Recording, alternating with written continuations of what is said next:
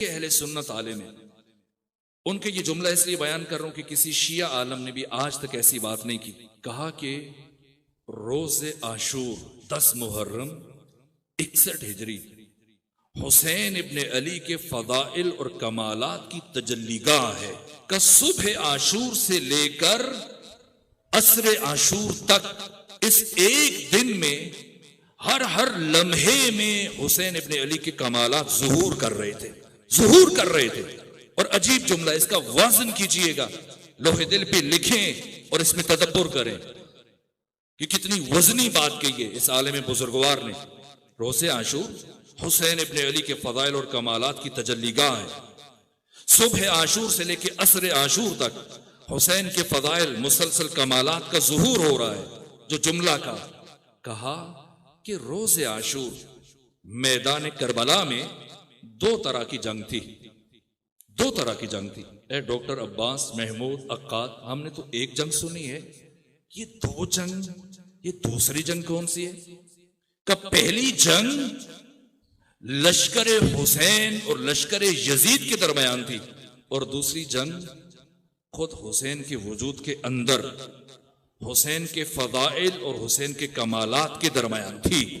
حسین کی فضیلتیں، حسین کے شرف اور حسین کے کمالات، صبر، استقامت، شجاعت، سخاوت، عبادت، معرفت، ہر وصف حسین چاہتا ہے کہ دوسرے وصف سے آگے نکل جائے. سخاوت یہ چاہتی ہے کہ وہ شجاعت سے آگے بڑھ جائے، شجاعت یہ چاہتی ہے کہ وہ معرفت سے آگے چلا جائے، معرفت چاہتی ہے کہ عبادت سے آگے گزر جائے.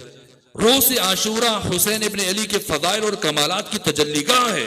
عرض کروں، اگر معرفت سے بات شروع کروں، جو معیار ہے انسانوں کے درمیان شرف و منزلت کا، جسے قرآن نے قرار دیا، کس درجہ رفیع پر فائز ہیں. حسین نبض کائنات پر ہاتھ ہے حسین ابن علی کا. کتنی دقیق نگاہ ہے. آج آپ کے ہاں جب وقت کا تعین کیا جاتا ہے نمازوں کے لیے، کتنے آلات ہیں، کتنی مشینیں ہیں جس سے وقت کا تعین ہوتا ہے. سحر کب ہے، افطار کب ہے، زوال کب ہے، بڑی دقت چاہیے. ماہرین بیٹھتے ہیں، مائکروسکوپ لگاتے ہیں، کیا کیا کرتے ہیں. روز عاشور 1400 سال پہلے بریر حمدانی آپ کی بارگاہ میں آیا 10 محرم کو. کہا فرزند رسول بتائیے کیا زوال ہو چکا یا نہیں؟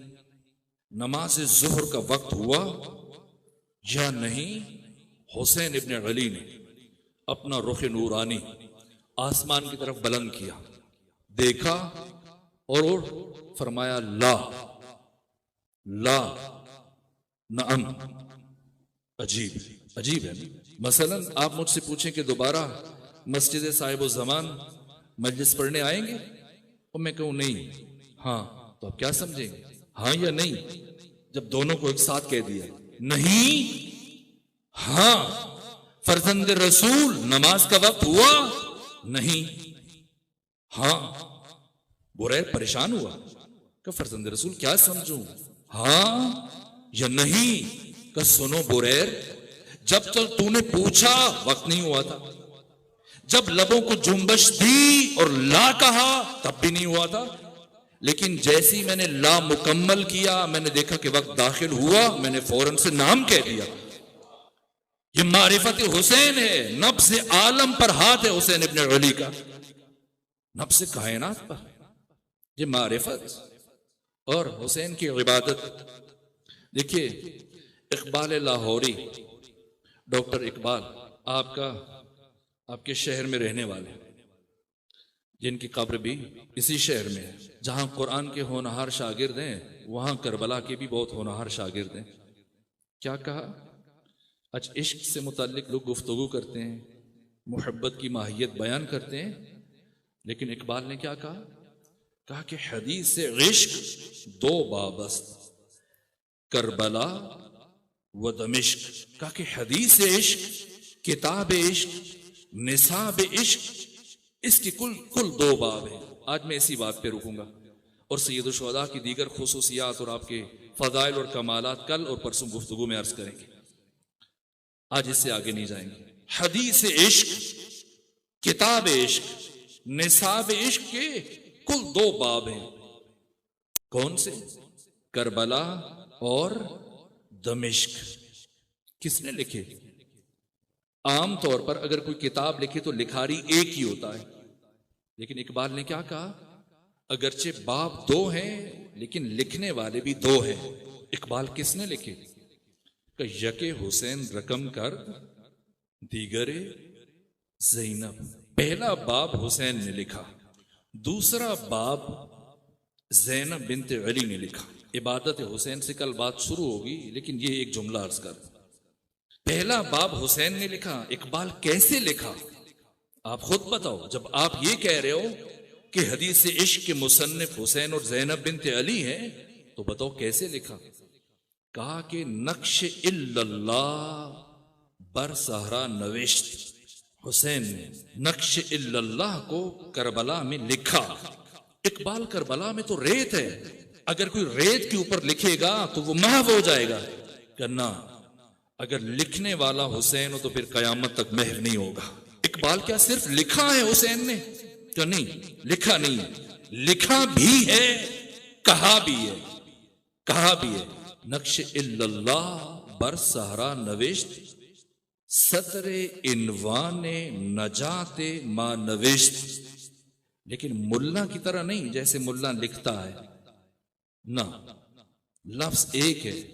ملا کا لکھنا اور ہے، مولا کا لکھنا اور ہے. جو حسین نے لکھا یہ بشریت کی نجات کا نصاب بن گیا. سطر عنوان نجات ما نوشت. اقبال لکھا نہ، لکھا بھی پڑھا بھی. کہاں پڑھا؟ کہاں پڑھا؟ کہ ان کے زیر تیغ گوید لا الہ.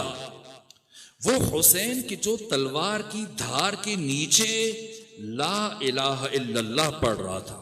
تو جب حسین لا الہ الا اللہ پڑھ رہا تھا اور حسین کی گلوئے اطہر کے قطرے کربلا کی سرزمین میں جذب ہو رہے تھے، تو کیا ہوا؟ ان کے زیر تیغ گوید لا الہ، تلوار کی دھار کے نیچے حسین لا الہ الا اللہ کہہ رہے ہیں، تو جو قطرے گر رہے ہیں وہ کیا کر رہے ہیں؟ اقبال ہے بھائی. ان کے از خونش بروید لا الہ. وہ حسین کے جس کے خون کے ایک ایک قطرے سے لا الہ الا اللہ پھوٹ رہا تھا. ان کے بخشت بے یقینارا یقین. وہ حسین کی جس نے کائنات کے بے یقینوں کو یقین عطا کیا. جس پر توحید کی کوئی دلیل اثر نہ کرے اس کے لیے ایک دلیل ذات حسین کافی ہے. ان کے بخشت بے یقینارا یقین. ان کے لرزت السجود او زمین. میں بس اقبال کے کلام کو یہیں روک رہا ہوں. وہ حسین کے جس کے سجدوں سے کربلا کی سرزمین پر زلزلے آ رہے تھے. کوئی بتا سکتا ہے کہ حسین نے کتنے سجدے کیے کربلا کی سرزمین پر؟ کتنے دن رہے کربلا میں؟ 8 دن. 8 دن حسین سرزمین کربلا، اس زمین کو شرف ہے جہاں حسین 8 دن رہے. ان 8 دنوں میں حسین کا معمول کیا ہے؟ باقی تمام امور کے علاوہ جن کی طرف میں اشارے کروں گا، جو کام حسین ان 8 دنوں میں سب سے زیادہ کیا وہ سجدہ پروردگار ہے. جب پہنچے سواری سے نیچے اترے، حسین نے پہلا کام سرزمین کربلا پہ سجدہ کیا. دیکھیے آپ کے یہاں صفیں جمیں، جائے نمازیں بچھی. یہاں پر بہت سارے نمازی ایسے ہوں گے، میں نے دیکھا ہے مساجد میں، وہ اپنی جگہ معین کر دیتے ہیں کہ یہاں امام کے پیچھے دائیں طرف یا بائیں طرف یا بالکل پیچھے وہ بیٹھتے ہیں. اور دوسرے نمازیوں کو پتا ہوتا ہے، پھر وہ آ کے اس کی جگہ نہیں بیٹھتے کہ حاجی صاحب یہاں پہ سجدہ کرتے ہیں. لیکن حسین کیا کر رہے ہیں؟ حسین نے زمین